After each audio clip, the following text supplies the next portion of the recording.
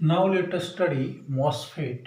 MOSFET means metal oxide semiconductor field effect transistor.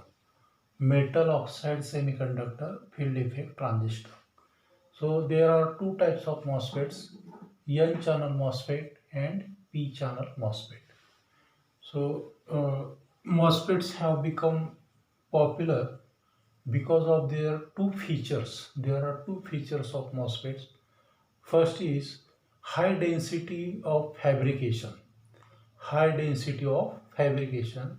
That means a large number of gates can be manufactured on a very small area. Large number of gates can be manufactured on a very small area. It is called as high density of fabrication. High density of fabrication. And second is lowest power dissipation. It consumes very less power. So these are the two main features of MOSFET. Now there are three technologies of MOSFET: NMOS, PMOS, and CMOS. NMOS means N channel MOSFET, PMOS means P channel MOSFET, and CMOS means complementary MOSFETs. Complementary MOSFETs, complementary MOSFET has two, that is in CMOS, or in CMOS, NMOS and PMOS are combined together to form a push-pull arrangement. NMOS and PMOS are combined together to form a push-pull arrangement, and that is since N channel MOSFET and P channel MOSFET are complement of each other, so it is called as complementary MOSFET or CMOS. So in case of CMOS, due to very small input current, it takes very low power. It takes very low power, or that results very less power. Therefore, due to these characteristics, CMOS chips are widely used in low battery operated devices. Low operated, that is button cell. So, for example, digital watches, or calculators, or portable computers. Now let us study the operation of N channel MOSFET. Operation of N channel MOSFET. So in N channel MOSFET, uh, N channel MOSFET, this is the basic structure of N channel MOSFET. The basic structure of N channel MOSFET, in which P region is called as substrate. This P region is called as substrate, and a thin layer of silicon dioxide.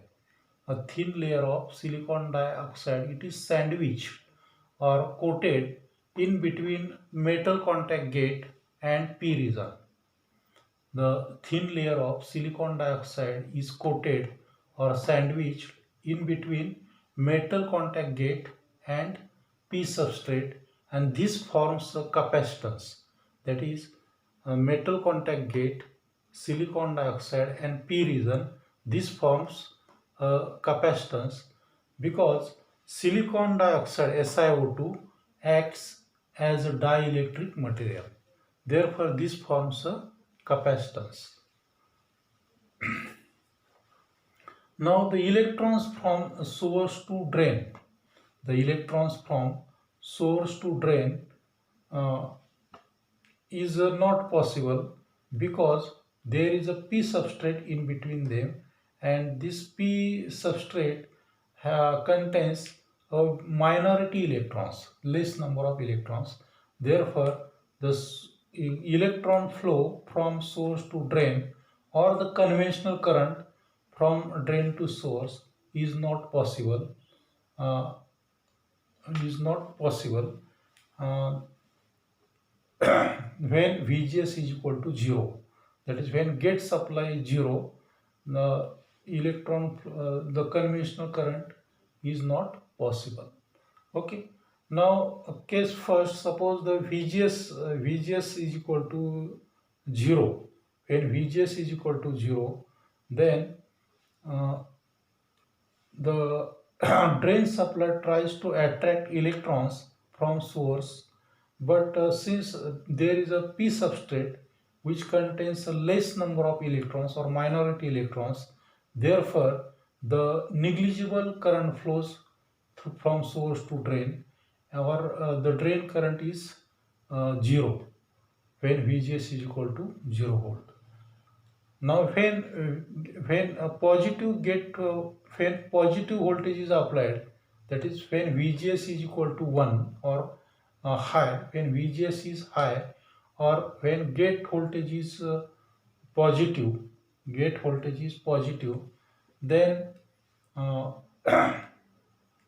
the drain supply attracts the electrons from source, and these electrons passes through substrate, and here uh, a thin layer of free electrons is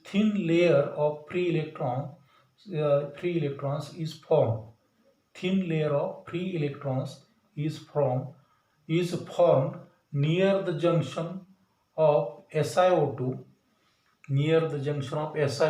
and p region. A thin layer of free electrons is formed, and the drain supply then attracts these electrons from source to drain through this region. The drain supply then attracts the electrons from source through this region, and thus the current flows through the MOSFET. This current depends upon the gate supply voltage VGS. That is, when VGS is positive, that is when gate voltage is positive, then MOSFET is turned on. When gate voltage is positive, then the MOSFET is turned on. If the gate voltage is 0, then no current flows through the MOSFET. The MOSFET is turned on only when the gate terminal is positive. And also the drain current also depends upon the VDD. When VDD increases, then also the drain current also increases. But without VGS, there is no current through the MOSFET. Without VGS, there is no current through the MOSFET. That is, the drain current depends upon VGS. When gate supply is positive, then only the drain current flows. Okay, so we will stop here.